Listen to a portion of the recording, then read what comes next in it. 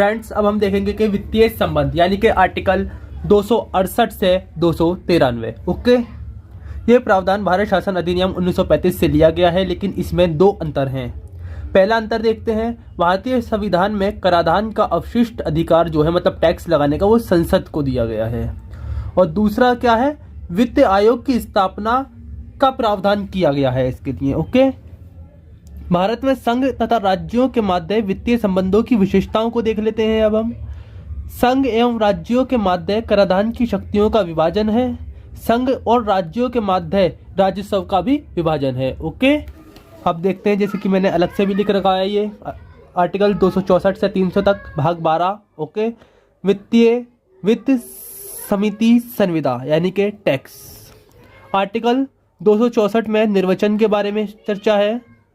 Article 265 कहता है कि बिना संसद में पारित विधेयक पर टैक्स नहीं लिया जा सकता।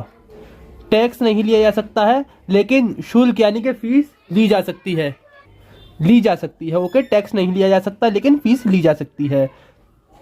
आर्टिकल 266 कहता है कि भारत की संचित निधि, आर्टिकल 266 भारत की संचित निधि, सरकार का समस्त धन संचित निधि के रूप में किसके पास रहता है, आरबीआई के पास जमा रहता है। संचित निधि से धन को निकालने के लिए संसद को विनियोग विधेयक पारित कराना होता है, जैसे कि मैं आपको पहले बता चुका हूँ। पूरी वीडियो जो बैक की वीडियो सब में बता चुका हूँ मैं आपको। केंद्र सरकार के सभी कर्मचारियों एवं अधिकारियों को वेतन संचित निधि से दिया जाता है। केवल किसे, केंद्र सरकार के जितने भी वैकेंसी होती है ना, सबको संचित निधि से वेतन दिया जाता है। महान्यायवादी को संचित नीति से वेतन नहीं दिया जाता। ओके, अब 267 को देख लेते हैं हम। आकस्मिक निधि यानी कि इमरजेंसी निधि, किसी आकस्मिक स्थिति में तत्काल धन को उपलब्ध कराने के लिए आकस्मिक निधि यानी इमरजेंसी निधि को बनाया जाता है। आकस्मिक निधि में धन राष्ट्रपति निकालते हैं। कौन निकाल सकता है, राष्ट्रपति। और इस इमरजेंसी निधि में हमेशा 500 करोड़ रुपया रहना चाहिए। ओके, अब ये देख लेते हैं, मैंने पॉइंट ऑफ व्यू में कुछ लिखा हुआ है। वह कर जिनका अंतर्राज्यीय आधार है केंद्र सरकार द्वारा लगाए जाते हैं, जबकि स्थानीय आधार वाले कर जो है वो राज्य सरकारों के द्वारा लगाए जाते हैं। ओके, आर्टिकल 268 में केंद्र के द्वारा लगाए गए कर लेकिन राज्यों द्वारा एकत्रित कर और विनियोजित किए जाते हैं। मतलब कि कहने का मतलब यह है, इसमें आर्टिकल 268 ये कहना चाह रहा है कि केंद्र के तो द्वारा लगाए गए हैं टैक्स जो हैं, लेकिन कलेक्ट कौन करेगा, एकत्रित कौन करेगा, राज्य।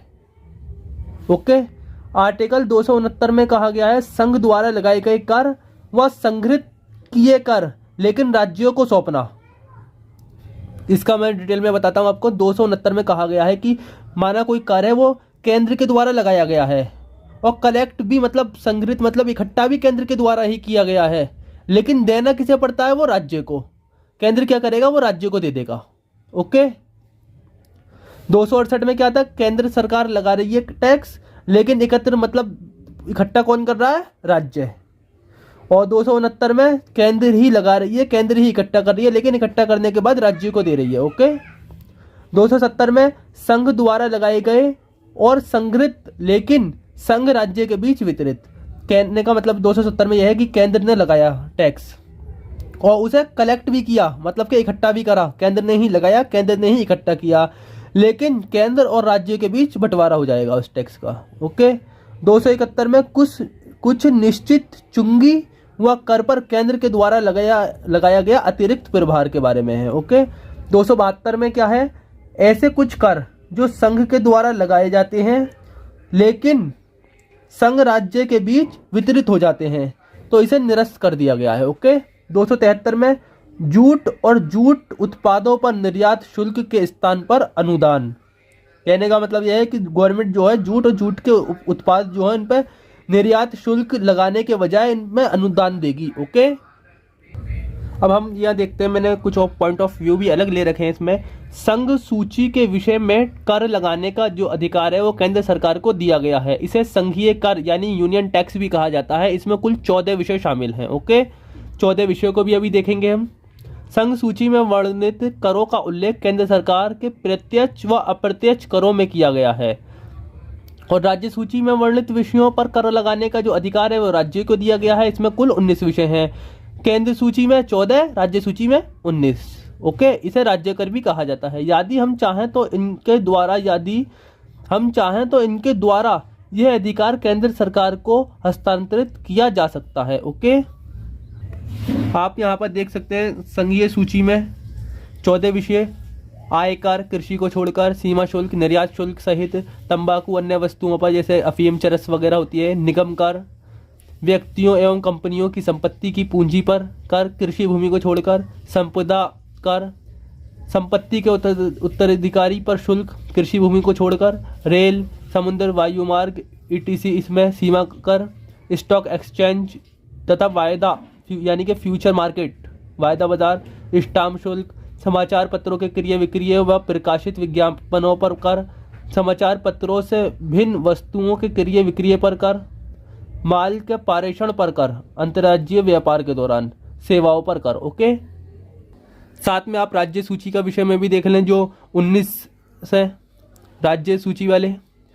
भू राजस्व या लगान, कृषि आय पर कर, कृषि भूमि के उत्तराधिकारी पर कर, कृषि भूमि की संपदा शुल्क, भूमि और भवनों पर कर, खनिज अधिकारों पर कर, एल्कोहलिक पदार्थ जैसे अफीम, चरस, गांजा, मादक पदार्थों व औषधियों पर दवाई पर कर, स्थानीय उपयोग एवं विक्रय की वस्तुओं के प्रवेश पर कर यानी एंट्री टैक्स, विद्युत के उपयोग एवं उपभोग एवं बिक्री पर, समाचार पत्रों से भिन्न वस्तुओं के क्रय विक्रय पर, रेडियो या दूरदर्शन के विज्ञापनों पर, सड़क तथा अंतर्देशीय जलमार्ग द्वारा ले जाने वाली वस्तुओं या यात्रियों पर कर, सड़कों पर प्रयुक्त वाहनों पर कर, जीव जंतुओं एवं नौकाओं पर कर, पथ कर यानी कि टोल टैक्स जो होता है, व्यापार व्यवसाय रोजगार पर कर, प्रति व्यक्ति कर, विलासिताओं की चीज़ों पर जैसे जुआ बोली वगैरह लगाना होता है इस पर कर, स्टाम्प शुल्क। लेकिन संघ स्टाम्प शुल्क अब आपने देखा होगा कि संघ सूची में भी थी, संघ सूची में वर्णित दस्तावेजों में भिन्न दस्तावेजों पर, उनसे जो वर्णित हैं दस्तावेज उनसे जो अलग के दस्तावेज हैं उन पर है ये। ओके, अब कुछ पॉइंट ऑफ व्यू देख लेते हैं। भारत में पश्चिम बंगाल और जम्मू कश्मीर के अलावा समस्त राज्य सरकारों ने कृषि भूमि पर संपदा शुल्क वसूलने का अधिकार केंद्र सरकार को दे रखा है। राज्य करों का भी उल्लेख प्रत्यक्ष व अप्रत्यक्ष करों में किया गया है। समवर्ती सूची, अब आपने संघ सूची देखी, राज्य सूची देखी, समवर्ती सूची भी तो देखोगे।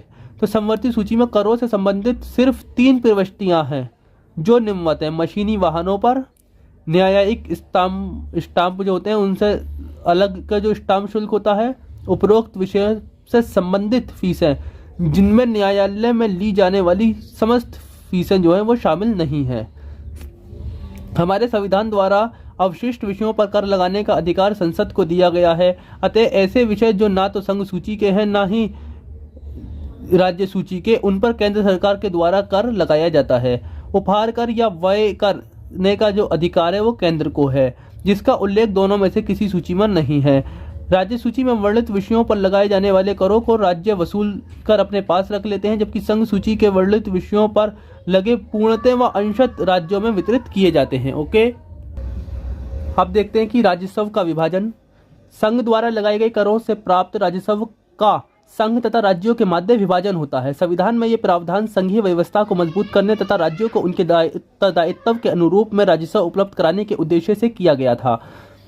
राजस्व विभाजन संबंधी ये प्रावधान अनुच्छेद 268 से 272 तक वर्णित है। 80वें संविधान संशोधन अधिनियम 2000 के द्वारा राजस्व विभाजन संबंधी इन प्रावधानों में व्यापक परिवर्तन किया गया है।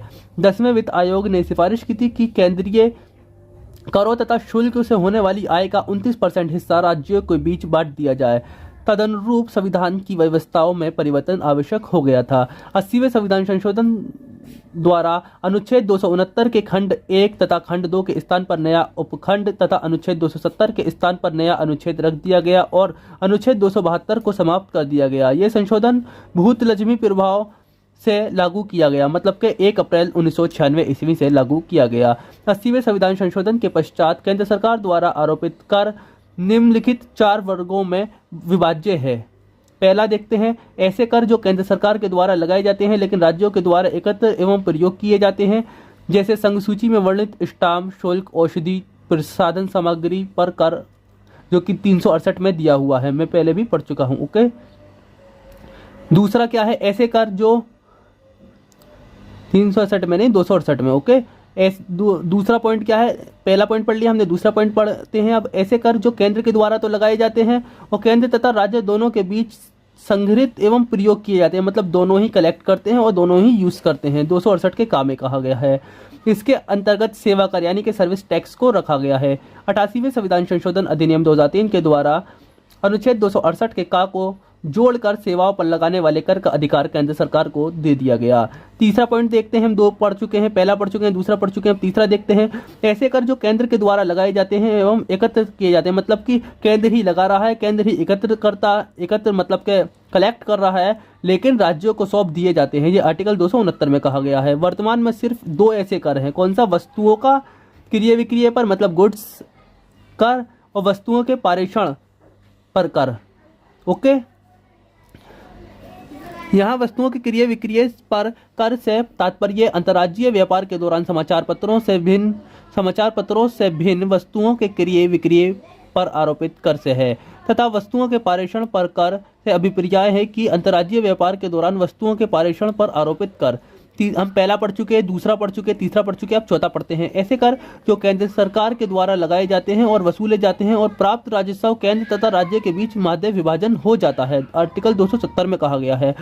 80वें संविधान संशोधन से पहले इसके अंतर्गत सिर्फ आयकर, कृषि आय से भिन्न तथा संघीय उत्पाद शुल्क आते थे, लेकिन वर्तमान में संघ सूची में निर्देश सभी कर और शुल्क तथा संघ परियोजनाओं के किसी कर या शुल्क पर संपदा द्वारा अधिरोपित अधिभार और उपकर इसके अंतर्गत आते हैं। ओके, किसी वित्तीय वर्ष में ऐसे करों तथा शुल्कों के शुद्ध आगम का ऐसा प्रतिशत राज्यों को दिया जाता है जो वित्त आयोग की सिफारिश पर विचार करने के बाद राष्ट्रपति के द्वारा निर्धारित किया जाता है। 14वें वित्त आयोग ने केंद्रीय विभाज्य करों की शुद्ध प्राप्ति में वित्तीय वर्ष 2015 से 20 के लिए राज्यों का अंश 42% कर दिया, लेकिन पहले कितना था, ये 30.5% था। ओके, 42% करने की सिफारिश की है। ओके, 80वें संविधान संशोधन के पश्चात संघ सूची में वर्णित सभी करों तथा शुल्कों का केंद्र तथा राज्य के मध्य विभाजन किया जाता है। सीमा शुल्क और निगम कर आदि जो कि केंद्र के द्वारा वसूले व रखे जाते हैं, अब उनमें राज्यों को भी हिस्सा प्राप्त होता है। संघीय उत्पाद शुल्क में जो केंद्र की इच्छा पर विभाज्य थे, अनुच्छेद 272 के अकॉर्डिंग अब केंद्र तथा राज्यों के मध्य विभाजित कर दिए जाते हैं। संघ के प्रयोजनों का अधिभार, ये जगह नहीं थी तो मैंने संघ ऊपर लिख दिया, संघ के प्रयोजनों के लिए अधिभार। ओके, अनुच्छेद 271 के तहत संसद को अधिभार लगाने की शक्ति दी गई है। इसके अनुसार 269 तथा अनुच्छेद 270 में किसी बात के होते हुए भी संसद उन अनुच्छेदों में निर्दिष्ट शुल्कों या करों में संघ के प्रयोजनों के लिए अधिभार द्वारा वृद्धि कर सकेगी और ऐसे अधिभार की संपूर्ण आय भारत की संचित निधि की होगी। जैसे कि मैंने वहाँ संघ लिखा था, यहाँ पर राज्य भी लिखा हुआ है क्योंकि जगह नहीं थी। राज्य के हितबद्ध कराधान, संविधान में अनुच्छेद 274 के तहत ऐसे कराधान पर जिसमें राज्य हितविद हो प्रभाव डालने वाले विधेयकों के लिए राष्ट्रपति की पूर्व सिफारिश की अपेक्षा की गई है। इसके अनुसार अधिलिखित उपबंध करने वाला कोई विधेयक या संशोधन संसद के किसी सदन में राष्ट्रपति की सिफारिश पर ही प्रस्तुत किया जाएगा, अन्यथा नहीं। एग्जाम्पल के तौर पर देखते हैं, जो राज्य से हितवत कोई कर या शुल्क अधिरोपित करता है या उसमें परिवर्तन करता है, या जो कृषि आय मद के अर्थ में परिवर्तन करता है, या जो राज्य में पूर्ववर्ती उपबंधों के अधीन धनराशियों का वितरण के सिद्धांत को प्रभावित करता है, संघ के प्रयोजनों के लिए कोई अधिभार आरोपित करता है। अब हम आर्टिकल 274 को पढ़ेंगे। ऐसे कराधान जिसमें राज्य हितबद्ध है प्रभाव डालने वाले विधेयकों के लिए राष्ट्रपति की पूर्व सिफारिश की अपेक्षा। ओके, जैसे कि मैं पहले बता भी चुका हूं पिछली स्लाइड में। आर्टिकल 275 विशेष राज्य मतलब विशेष अनुदान। जिन राज्यों में प्राकृतिक आपदा या भौगोलिक विषमता होती है, जो अंतर्राष्ट्रीय सीमा के समीप होते हैं, उन्हें विशेष राज्य का दर्जा दे दिया जाता है। इसमें लगभग 80% लौटा दिया जाता है। जितना टैक्स होता है ना, उसका 80% केंद्र सरकार कलेक्ट करके वापसी कर देती है राज्य को ही। संचित, इसमें क्या होता है कि संचित निधि से भी सहायता दे सकती है सरकार विशेष राज्य को, लेकिन अनुदान जो है वित्त आयोग की अनुशंसा पर ही दिया जाएगा। ओके, अब देखते हैं हम केंद्र राज्य वित्त संबंधी जुड़े अनुच्छेद। देखना क्या है, ये पहले ही हम पढ़ चुके हैं। ओके, अब हम देखेंगे कि शुद्ध आगम की गणना। संविधान के अनुच्छेद 279 में के अनुसार किसी कर या शुल्क के संबंध में शुद्ध आगम से अभिप्राय यह है कि वह आगम जो उसके संग्रहण यानी कलेक्शन को घटाने के बाद शेष प्राप्त होता है। शुद्ध आगम की गणना भारत के नियंत्रण एवं महालेखा परीक्षक यानी CAG द्वारा की जाती है। इसके संबंध में इसका प्रमाण पत्र अंतिम होता है। अब देखते हैं विवेकाधीन अनुदान। संविधान के अनुच्छेद 282 के अंतर्गत ये प्रावधान है कि राज्य या केंद्र सरकार किसी सामाजिक कार्य हेतु अनुदान प्रदान कर सकती है। ये अनुदान वित्त की कमी के अतिरिक्त गैर योजनागत कार्यों के लिए होते हैं। गैर योजनागत कार्यों के लिए अनुदान वित्त आयोग की सिफारिश के अनुसार ही दिया जाता है। आर्टिकल 280 में वित्त आयोग की चर्चा है। ये केंद्र तथा राज्य में कर का बंटवारा करता है। इसमें 4 सदस्य तथा 1 अध्यक्ष होता है। अध्यक्ष सुप्रीम कोर्ट के जज के बराबर योग्यता रखता है। अध्यक्ष अर्थशास्त्र का अच्छा जानकार होता है। इसका कार्यकाल 5 वर्ष का होता है। अब तक 15वें वित्त आयोग का गठन किया जा चुका है। पहले वित्त आयोग के अध्यक्ष KC नियोगी थे। ओके, और 15वें के कौन है मैं बताता हूँ, NK सिंह। 14वें के कौन थे, YB रेड्डी थे। अब 15वें के NK सिंह हैं। ओके, अब आप देखें कि आर्टिकल 282 में संघ या किसी राज्य के द्वारा अपने राजस्व में अदा करने योग्य खर्च की चर्चा है। 283 में संचित निधियों, आकस्मिक निधियों और लोकलेखा में जमा धनराशि का संरक्षण की चर्चा है। 284 में शूटर्स डिपॉजिट तथा अन्य धनराशि जो लोक सेवकों एवं न्यायालयों द्वारा प्राप्त होती है, इसका संरक्षण के बारे में है। 285 में राज्य कराधान में संघ की संपत्तियों की छूट है। 286 में वस्तुओं की बिक्री एवं खरीद पर करोपण की प्रतिबंध है। 287 में बिजली पर करों से छूट है। 288 में कतिपय मामलों में पानी तथा बिजली से संबंधित राज्यों द्वारा करोपण की छूट है। ओके, और 289 में किसी राज्य की संपत्ति एवं आय को संघीय करारोपण से छूट है। 290 को कतिपय खर्चों एवं पेंशन से संबंधित समायोजन की छूट है। 291 में शासकों के परिवर्ष इसे निरस्त कर दिया गया है। अब देखेंगे कि 292 तथा 293 के तहत क्रमशः केंद्र सरकार तथा राज्यों को उधार लेने की शक्तियां हैं। 292 में देखते हैं, 292 के अनुसार संसद द्वारा बनाई गई विधि की सीमा के अंतर्गत भारत की संचित निधि की साख पर देश के भीतर या विदेश से या अंतर्राष्ट्रीय मौद्रिक संस्थाओं से केंद्र सरकार उधार यानी कि ऋण ले सकती है। इसके तहत केंद्र सरकार को नियम सीमाओं के भीतर किसी ऋण की प्रतिभूति देने की शक्ति भी है। अनुच्छेद 293 के अनुसार कोई राज्य विधानमंडल द्वारा नियत सीमाओं के भीतर राज्य की संचित निधि की प्रतिभूति पर धन उधार ले सकता है। राज्य भी विहित सीमाओं के भीतर किसी ऋण की गारंटी दे सकता है, लेकिन कोई राज्य भारत के बाहर किसी से ऋण नहीं ले सकता। मतलब भारत के अंदर तो ले सकता है, भारत के बाहर नहीं ले सकता। 1935 के अधिनियम में राज्यों को केंद्र की सहमति से भारत के बाहर से भी ऋण लेने की शक्ति दी गई थी, लेकिन स्वतंत्र भारत के संविधान में राज्य को ये शक्ति प्रदान नहीं की गई। अतः राज्य सरकारों द्वारा विदेशी सरकारों से ऋण लेने के संबंध में पूर्ण निषेध है, मतलब ले नहीं सकते। यदि केंद्र सरकार द्वारा दिए गए उधार या उसके लिए प्रतिभूति जो होती है गारंटेड किसी ऋण की अदायगी अभी बाकी हो, तो वह राज्य जो है केंद्र सरकार की अनुमति के बिना पुनः कोई ऋण नहीं ले सकता। यदि इसके बावजूद राज्य धन उधार चाहता है तो केंद्र सरकार उन शर्तों के साथ धन उधार देगी जिसमें वह लगाना उचित समझे। अब आप देखेंगे केंद्र तथा राज्य संबंधों में तनाव के प्रमुख कारण कौन कौन से हैं। जब संविधान लागू होने के समय भारत की राजनीति में केंद्रीकरण तथा विकेंद्रीकरण की शक्तियों में टकराव होता रहा है। जब से संविधान लागू हुआ है, इसी टकराव के परिणाम स्वरूप केंद्र राज्य संबंध भी बदलते रहे हैं। कुछ ऐसे मुद्दे जिनके कारण केंद्र तथा राज्यों के मध्य संबंधों में प्राय टकराव की स्थिति उत्पन्न हो जाती है। ऐसे प्रमुख मुद्दे निम्नलिखित हैं जो मैंने नीचे लिखे हुए हैं यहाँ पर। राज्यपालों की नियुक्ति एवं इनकी भूमिका, अखिल भारतीय सेवाएं, राज्य में केंद्रीय बलों की तैनाती, अनुच्छेद 356 का दुरुपयोग होना, राज्य सूची के विषयों पर केंद्र का हस्तक्षेप, योजना आयोग अब इसके स्थान पर नीति आयोग है, केंद्र पर राज्यों की वित्तीय निर्भरता। ओके, हम आर्टिकल 293 तक पढ़ चुके हैं। अब 294 देखते हैं। कुछ दशाओं में संपत्ति तथा आस्तियों या अधिकारों या दायित्वों और बंधुताओं का उत्तराधिकार। 295 अन्य दशाओं में संपत्ति, अस्थियां, अधिकारों, दायित्वों और बाध्यता का अधिकार। 296 राजगामी या व्यापगत या स्वामी विहीन होने से प्राप्त संपत्ति। 297 राज्य, क्षेत्रीय, सागर खंड या महाद्वीपीय मग्न तटभूमि में स्थित मूल्यवान चीजों, अन्य आर्थिक क्षेत्र से संबंधी स्रोतों में संघ का निहित होना। मतलब अगर आपकी किसी संपत्ति में कोई मूल्यवान चीज निकलती है ना, जैसे सोना, पेट्रोलियम वगैरह, तो वो केंद्र सरकार अपने उसमें करेगी, उसे गवर्नमेंट अपने अंडर में ले लेगी। लेकिन अगर कोई गैर कानूनी वस्तु निकलती है तो वो आपकी मानी जाएगी। 298 में व्यापार करने आदि की शक्ति। 299 में संविदाएं और 300 में वाद और कार्यवाही और 300 के काम में संपत्ति का अधिकार। ओके, इस तरह से हमारा वित्तीय संबंध भी खत्म हो जाता है। इसके बाद जो है वो भाग 13 चलेगा। ओके।